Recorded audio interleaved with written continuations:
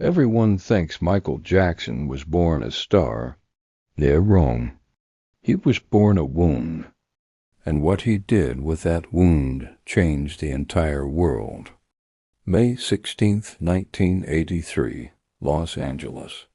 A 24-year-old man stood backstage at the Motown 25 anniversary concert, shaking, not from excitement, from fear. He was about to perform in front of 47 million television viewers. He was already the biggest pop star on the planet. Thriller had just exploded. The world knew his name, his face, his voice. But this man didn't feel like any of that was real. He felt like a fraud. He felt unseen. He felt, as he would later write in his own memoir, crushingly alone. And in 60 seconds, he would walk out onto that stage and debut a move that had never been seen before in history. A move he had spent months practicing in secret, alone, at midnight, in a dark studio, while the rest of the world slept. And when it was over, when he slid backward across that stage, the crowd didn't just applaud, they screamed. They cried. Because for one moment in time, 47 million people witnessed something they could not explain. But here is what they never knew, what nobody knew. The story behind that moment, the real story, is not about talent. It's not about fame. It's not about music. It's about what happens when a human being is broken so completely that the only thing left to do is become extraordinary. This is that story. To understand Michael Jackson, you have to first understand a small, gray industrial city in northwest Indiana called Gary. Gary was not a place that raised dreamers. Gary was a place that crushed them quietly, through steel mills, through poverty, through the grinding weight of survival. The year is 1964. A 2-story house on Jackson Street, and yes, that is actually the street's name, holds 9 children and 2 parents in a space most families would consider too small for 4. Joseph Walter Jackson. Joe works the steel mills by day. At night he plays guitar in a band that never quite makes it.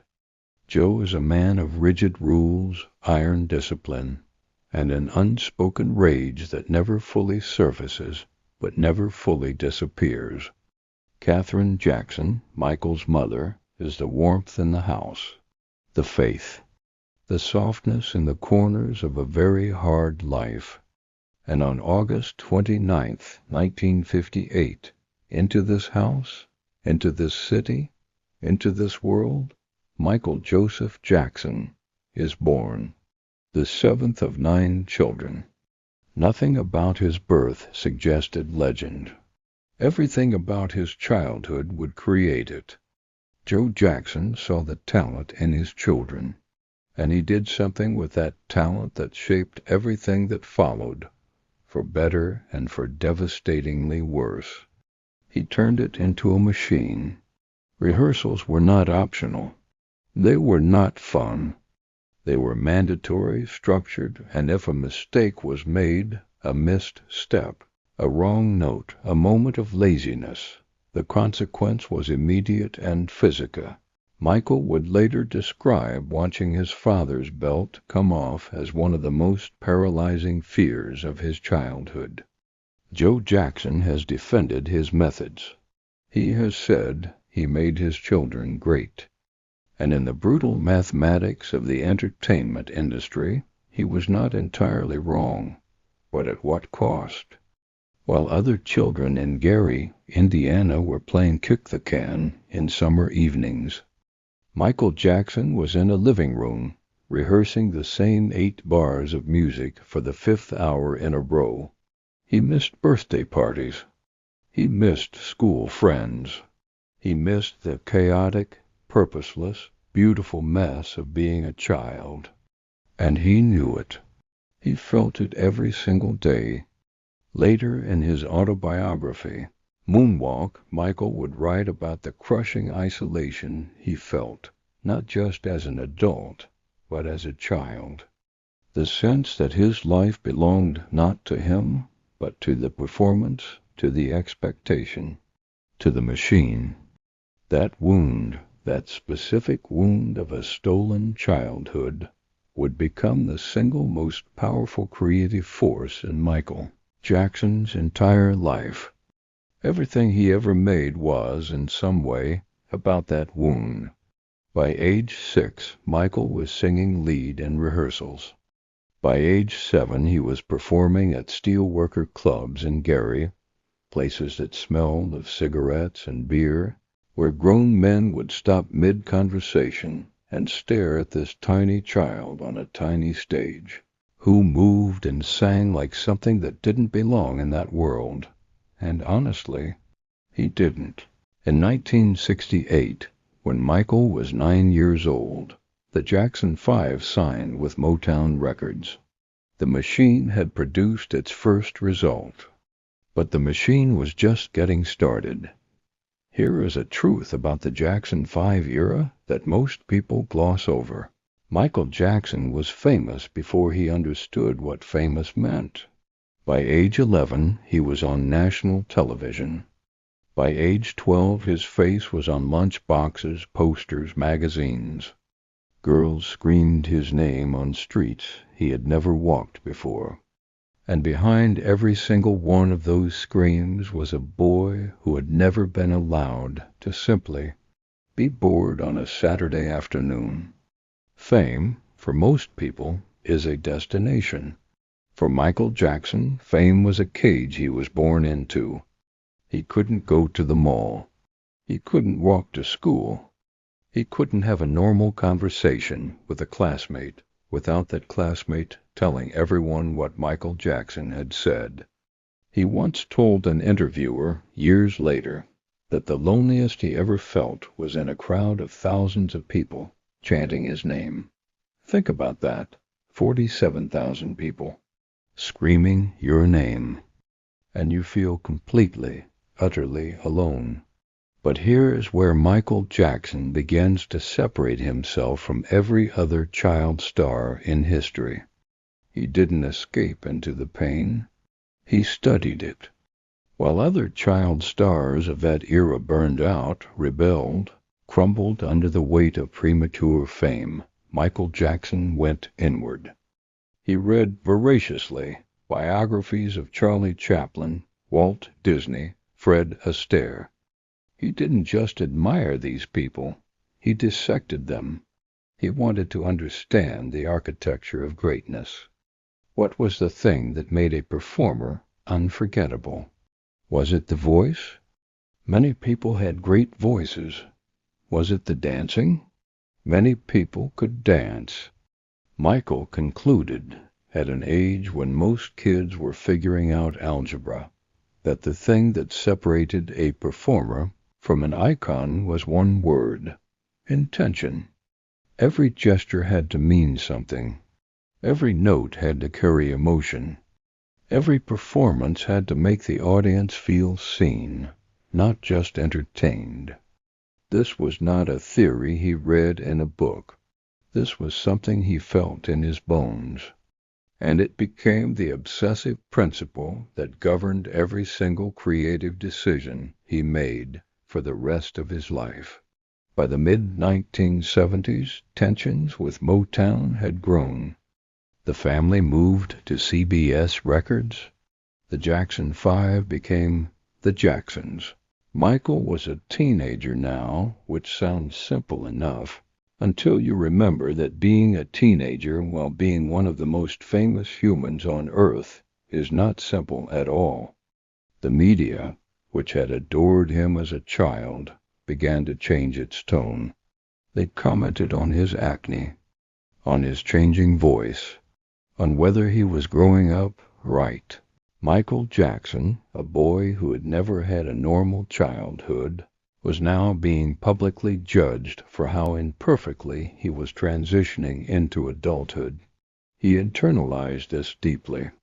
He would later describe looking in the mirror as a teenager and feeling an overwhelming shame, a sense that his face, his body, his physical self was somehow not enough. The world was watching him change, and he hated being watched while he was uncertain.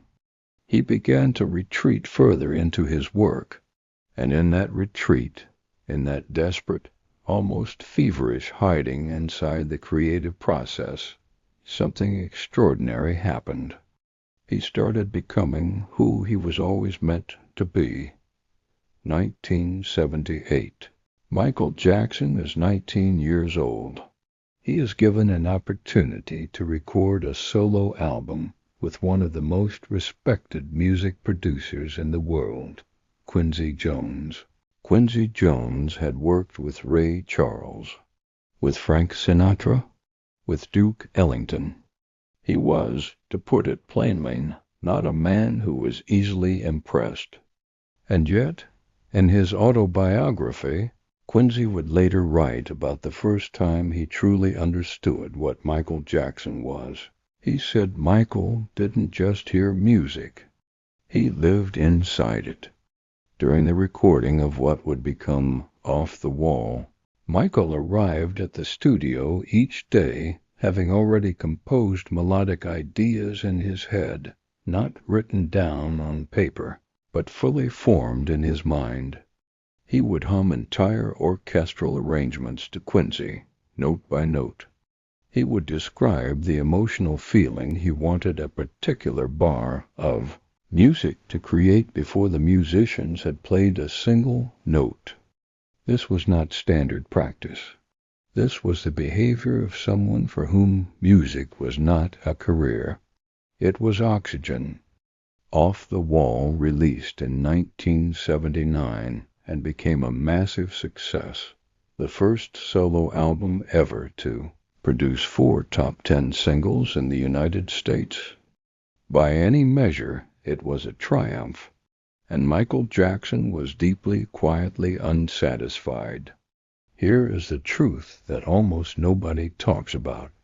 After Off the Wall, Michael Jackson sat alone in his room, not celebrating, not partying, not basking in the reviews, and made a decision that would change pop culture forever. He told himself that was not enough, not from arrogance, not from greed, but from a burning, restless, almost painful standard of excellence that lived inside him like a second heartbeat. He wrote in his journal, he kept journals throughout his life, that he wanted to make the greatest album ever made. He didn't want to compete. He wanted to create something so far beyond the existing standard that the standard itself would have to be rewritten. This was not a business strategy. This was not marketing. This was the declaration of a wounded, brilliant, utterly driven human being who had spent his entire life being shaped by forces outside his control, and who had finally found the one thing in the world where he was in complete sovereign control: the recording studio. In 1982, 3 years after Off the Wall, Michael Jackson walked into Westlake Recording Studios in Los Angeles. He was 24 years old, and he was about to make Thriller. The making of Thriller is one of the great untold stories of creative obsession in human history, not because it was glamorous, because it was the opposite of glamorous. It was months of relentless, grinding, sleepless, detail-obsessed work that broke multiple members of the production team, not Michael. Here are the facts. Producer Quincy Jones and his team listened to nearly 600 songs before selecting the 9 that would appear on the album. 600 songs considered and rejected in the pursuit of perfection. The recording budget was $750,000. The entire production team worked around the clock in rotating shifts. Session musicians were, in Quincy's own words, carried out on stretchers from exhaustion. During the recording of Beat It, 3 studios ran simultaneously, Eddie Van Halen in one, Michael and another singing through a cardboard tube to get a specific sonic texture, and the mixing booth in a third. They worked 5 days and 5 nights without sleeping. At one point, the studio speakers literally caught fire from overload. And Michael Jackson? He didn't stop. But here's the detail I want you to hold on to. The song, Billy Jean, arguably the most iconic song on the album, arguably one of the most iconic songs in music history, almost wasn't included. Quincy Jones didn't want it on the record. He felt the intro was too long. He wanted it renamed. He suggested cutting it almost entirely. Michael Jackson refused. This is a 24-year-old man working with one of the most legendary producers alive being told by that producer that his instinct was wrong. And Michael said no. He said, "That bass line is the song. If you change the intro, you change the soul of the thing." He fought for Billy Jean. He won. And then there is the moment that separates the very good from the truly great. During the final mastering of the completed album, Michael Jackson sat in the studio and listened back to everything they had made. He ran out of the room in tears. Not tears of joy, tears of disappointment. He felt it wasn't good enough. He wanted to go back in. He wanted to redo sections. He wanted more time. His manager, Ron Weisner, and Quincy Jones spent time managing his expectations. They told him it was extraordinary. They told him it was done. Michael Jackson listened. He accepted. And on November 29, 1982, Thriller was released. What happened next is the part everyone knows and nobody truly understands. Thriller did not just sell records. It demolished categories. It spent 37 weeks at number 1. It produced seven top 10 singles from a single album. It is, to this day, the best-selling album in human history.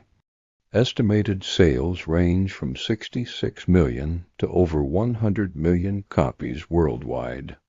The Thriller music video, a 14-minute cinematic short film, became the first music video inducted into the United States Library of Congress as a culturally significant work. The Moonwalk, debuted on May 16, 1983, became the most discussed dance move in television history. But none of it happened because Michael Jackson was talented. It happened because a wounded boy from Gary, Indiana absolutely refused, to make anything less than what he heard inside his own head. It happened because he fought for Billy Jean, because he worked 5 days without sleeping, because he cried at the end and called it not good enough. That is not talent. That is a standard, and standards once set become who you are. Now I need to tell you the truth that most people see every day and refuse to believe. Michael Jackson was not a miracle. He was a method. The world looks at what he became and decides the only explanation is some people are just born different, born chosen, born with gifts that regular people don't have.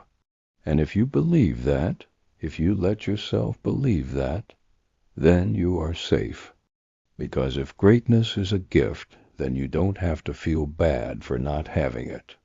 But here is what the story of Michael Jackson actually tells us.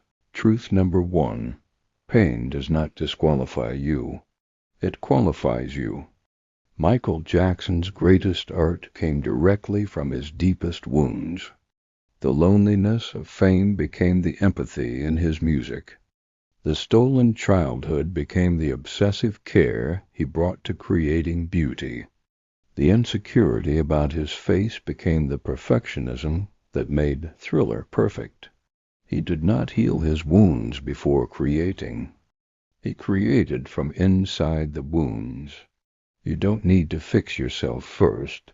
You need to start. Truth number 2. The gap between talent and greatness is called practice, but not the practice you think. Yes, Michael Jackson practiced for thousands of hours, but the practice that made him great was not repetition. It was dissatisfaction. He practiced because nothing he made was ever quite good enough for the standard he heard inside himself. And that internal standard, that relentless, impossible, burning standard, was the engine of everything. Most people practice to get comfortable. Michael practiced to get closer to something he could never fully reach. The distance between where you are and where your standard is, that gap is not a source of shame. That gap is your motor. Truth number 3. The world will misread you. Create anyway.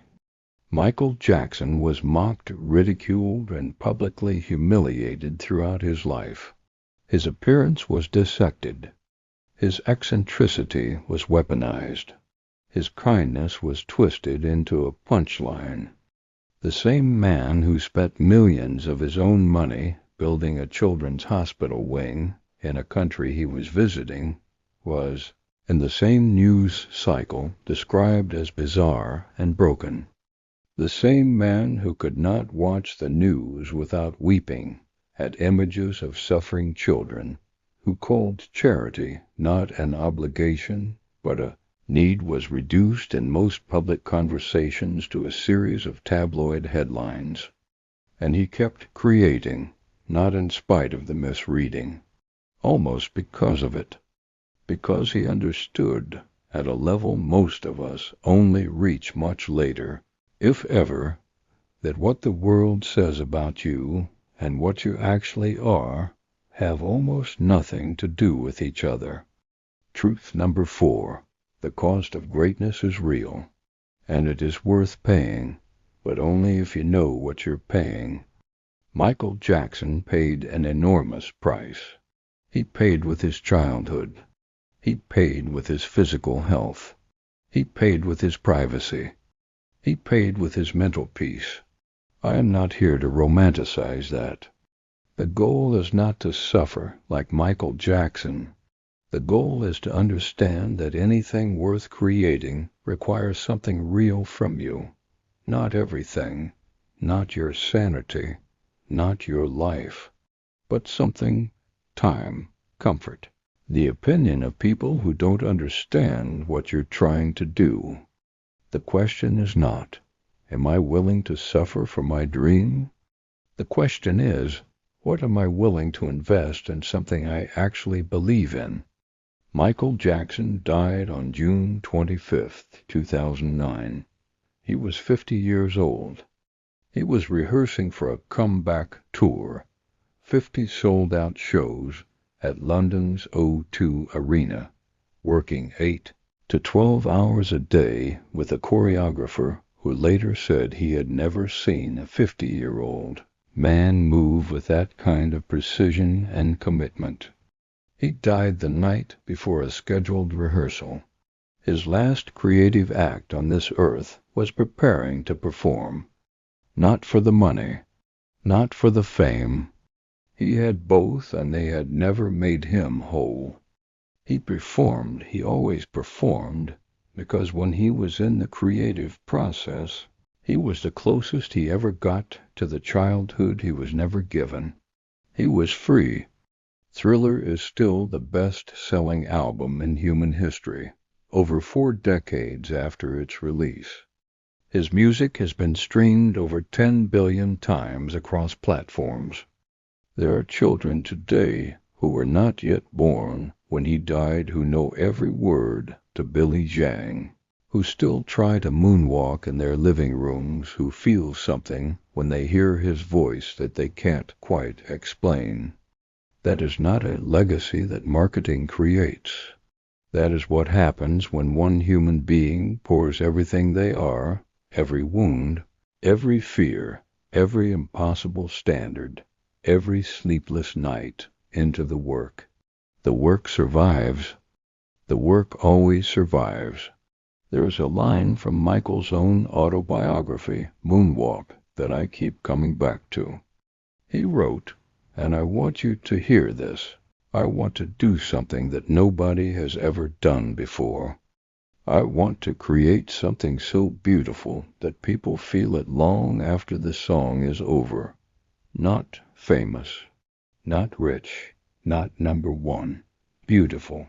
That is the word he chose. A boy who grew up in a gray city with a hard father and a stolen childhood.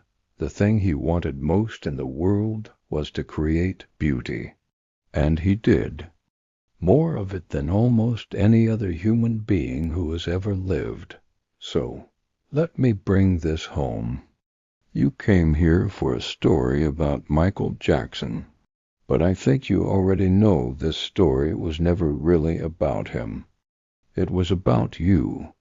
It was about the version of you that has something inside, a vision, a dream, a standard, a sound in your head that the world hasn't heard yet, and who has been waiting to be ready, waiting for the fear to go away, waiting for conditions to be perfect, waiting for someone to tell you that you're allowed.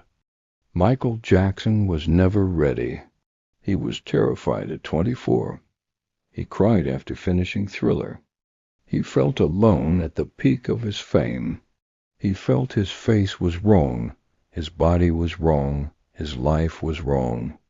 And he showed up anyway, every single day, not because he was fearless, because he was more committed to the work than he was afraid of the world.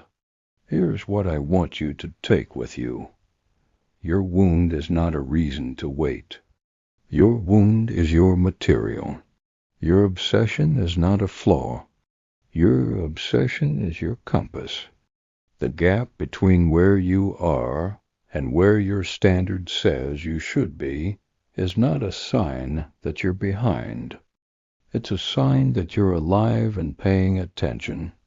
You don't need a perfect childhood. You don't need a famous father. You don't need permission. You need to start. And then, like a boy from Gary, Indiana, who spent midnight after midnight alone in a studio, practicing a single dance move that the world had never seen, you need to keep going, even when no one is watching, especially when no one is watching, because the night Michael Jackson first moonwalked across a stage and stopped the breath of 47 million people, no one saw the thousands of hours he had spent alone in the dark, teaching his feet to tell a story. Your hours in the dark are not wasted. They are the story. They always were. The king of pop was not born. He was built. One sleepless night at a time.